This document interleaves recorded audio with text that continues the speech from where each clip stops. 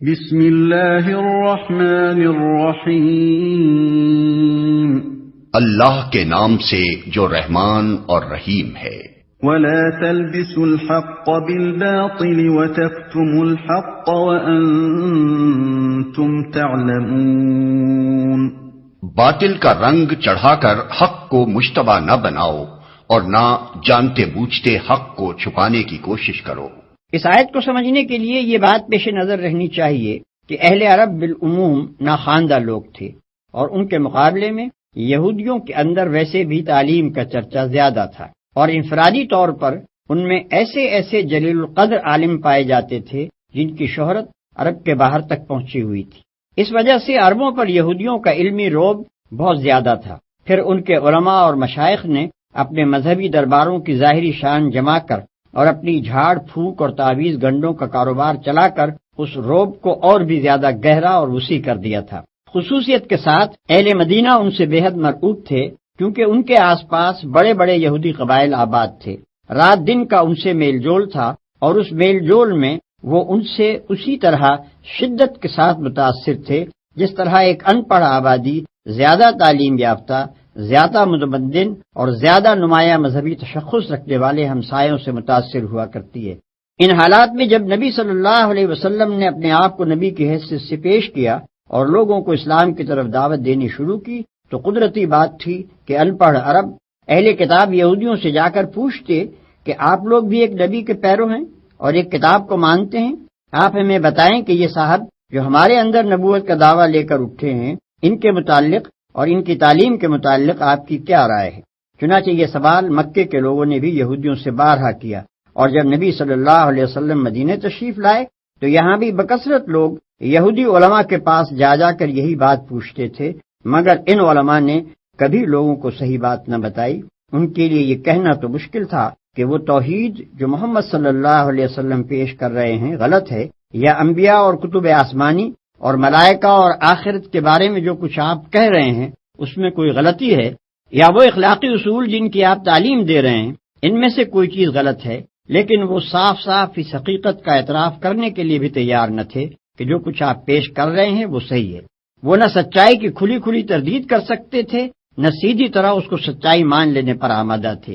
ان دونوں راستوں کے درمیان انہوں نے طریقہ یہ اختیار کیا تھا کہ ہر سائل کے دل میں نبی صلی اللہ علیہ وسلم کے خلاف، آپ کی جماعت کے خلاف اور آپ کے مشن کے خلاف کوئی نہ کوئی وسوسہ ڈال دیتے تھے، کوئی الزام آپ پر چسپاں کر دیتے تھے، کوئی ایسا شوشہ چھوڑ دیتے تھے جس سے لوگ شکوک و شبہات میں پڑ جائیں، اور طرح طرح کے الجھن میں ڈالنے والے سوالات چھیڑ دیتے تھے تاکہ لوگ ان میں خود بھی الجھیں اور نبی صلی اللہ علیہ وسلم اور آپ کے پیرووں کو بھی الجھانے کی کوشش کریں۔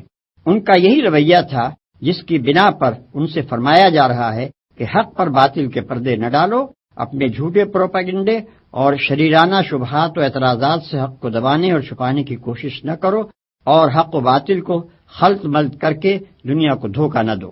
وَأَقِيمُوا الصَّلَاةَ وَآتُوا الزَّكَاةَ وَارْكَعُوا مَعَ الرَّاكِعِينَ۔ نماز قائم کرو اور زکوٰۃ دو، اور جو لوگ میرے آگے جھک رہے ہیں ان کے ساتھ تم بھی جھک جاؤ۔ نماز قائم کرو، زکوٰۃ دو۔ نماز اور زکوٰۃ ہر زمانے میں دین اسلام کے اہم ترین ارکان رہے ہیں۔ تمام انبیاء کی طرح انبیاء بنی اسرائیل نے بھی اس کی سخت تاکید کی تھی، مگر یہودی ان سے غافل ہو چکے تھے۔ نماز باجماعت کا نظام ان کے ہاں تقریباً بالکل درہم برہم ہو چکا تھا۔ قوم کی اکثریت انفرادی نماز کی بھی تاریخ ہو چکی تھی، اور زکوٰۃ دینے کے بجائے یہ لوگ سود کھانے لگے تھے۔ أَتَأْمُرُونَ النَّاسَ بِالْبِرِّ وَتَنْسَوْنَ أَنفُسَكُمْ وَأَنْتُمْ تَتْلُونَ الْكِتَابَ أَفَلَا تَعْقِلُونَ۔ تم دوسروں کو تو نیکی کا راستہ اختیار کرنے کے لیے کہتے ہو، مگر اپنے آپ کو بھول جاتے ہو، حالانکہ تم کتاب کی تلاوت کرتے ہو۔ کیا تم عقل سے بالکل ہی کام نہیں لیتے؟ وَاسْتَعِینُوا بِالصَّبْرِ وَالصَّلَاةِ وَإِنَّهَا لَكَبِيرَةٌ إِلَّا عَلَى الْخَاشِعِينَ الَّذِينَ يَظُنُّونَ أَنَّهُمْ مُلَاقُو ملاقو ربهم وأنهم إليه راجعون۔ صبر اور نماز سے مدد لو، بے شک نماز ایک سخت مشکل کام ہے، مگر ان فرما بردار بندوں کے لیے مشکل نہیں ہے جو سمجھتے ہیں کہ آخر کار انہیں اپنے رب سے ملنا اور اسی کی طرف پلٹ کر جانا ہے۔ صبر اور نماز سے مدد لو، یعنی اگر تمہیں نیکی کے راستے پر چلنے میں دشواری محسوس ہوتی ہے تو اس دشواری کا علاج صبر اور نماز ہے۔ ان دو چیزوں سے تمہیں وہ طاقت ملے گی جس سے یہ راہ آسان ہو جائے گی۔ صبر کے لغوی معنی روکنے اور باندھنے کے ہیں، اور اس سے مراد ارادے کی وہ مضبوطی، عزم کی وہ پختگی اور خواہشات نفس کا وہ انضباط ہے جس سے ایک شخص نفسانی ترغیبات اور بیرونی مشکلات کے مقابلے میں اپنے قلب و ضمیر کے پسند کیے ہوئے راستے پر لگاتار بڑھتا چلا جائے۔ ارشاد الہی کا مدعا یہ ہے کہ اس اخلاقی صفت کو اپنے اندر پرورش کرو اور اس کو باہر سے طاقت پہنچانے کے لیے نماز کی پابندی کرو۔ انہیں اپنے رب سے ملنا اور اسی کی طرف پلٹ کر جانا ہے۔